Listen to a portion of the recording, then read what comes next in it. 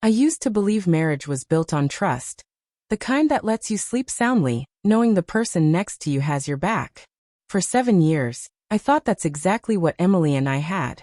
We built a life together in Dallas, working long hours, saving money, making plans for trips we never seemed to take. But recently she started to change.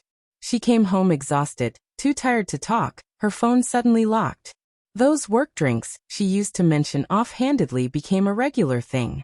At first, I tried to ignore it, but when your wife starts acting more like a roommate than a partner, your instincts tell you the truth. That Friday night, I couldn't ignore it any longer. She said she was going to a work happy hour, some networking event downtown.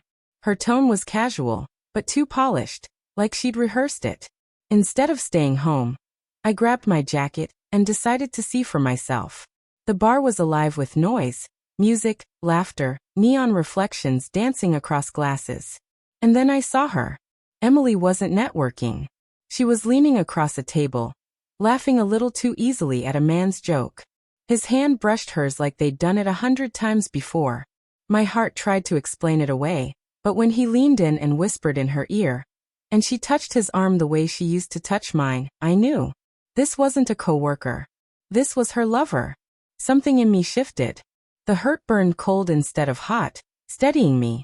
I didn't want to shout or make a scene. I just knew it was over. I moved through the crowd slowly, blending in like any other patron. When Emily spotted me, the color drained from her face. The man beside her, tall, smug, the type who thinks another man's wife is fair game, shifted in his seat but stayed put. I didn't give either of them a chance to speak. I slid my wedding ring off my finger. The same ring I'd placed on hers in front of our families years ago. The symbol of promises she had shattered in a cheap bar. Emily rose to her feet, trembling, her voice breaking. "Ryan, it's not what it looks like," she whispered. I almost laughed at the cliché. Holding the ring between my fingers, I said loudly enough for the nearby tables to hear, "You're right.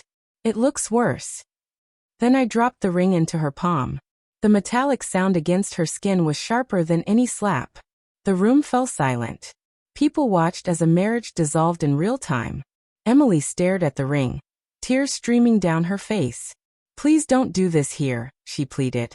The man reached for her shoulder like he had any right. I fixed him with a glare until he pulled back. Leaning in close enough so only they could hear, I said evenly, "You chose this place to betray me. You can face the consequences here too." My tone wasn't angry. It was final, and that made it cut deeper. She tried to reach for me, whispering apologies, but I stepped away. "You traded your vows for cheap drinks and stolen touches," I said calmly. "You don't get to come home after this." She sank back into her chair, clutching the ring like it burned. Her lover, arrogance gone, stared at the floor. Even the bartender gave me a silent nod as I turned to leave. I didn't need to yell. I didn't need to fight. I gave her something worse. The knowledge that she had destroyed our marriage in public, with no shadows left to hide in. The cold air outside bit my skin, but filled my lungs with something like freedom. Later, the texts and calls began. Emily begging me to come home, to forgive her, to not let go. She called it a mistake, swore it meant nothing. But I remembered the way she laughed with him, the way she handed pieces of my life to a stranger. If that wasn't love, it was something worse, carelessness. And carelessness destroys marriages faster than hate ever could. I never answered. My silence was the only reply. In the weeks that followed, friends tried to take sides. Some said I humiliated her, that I should have ended it privately. But she humiliated herself the moment she chose him over me. I didn't shame her. I just held up the mirror she'd been avoiding. Her lover disappeared soon after, too weak to handle the fallout. Emily was left alone, clutching the ring she no longer deserved. Within a month, the divorce was filed. I kept the house, the dog, and most importantly, my dignity. She fought for more, but her guilt seeped through every hearing. The judge didn't buy her tears, and neither did I. In the end, she walked away with far less than she expected.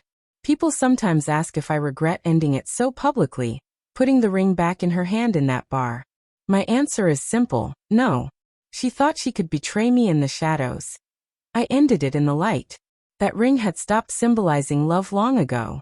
That night, It became the final nail in the coffin of a marriage she had already buried. When I walked out, I felt lighter than I had in years,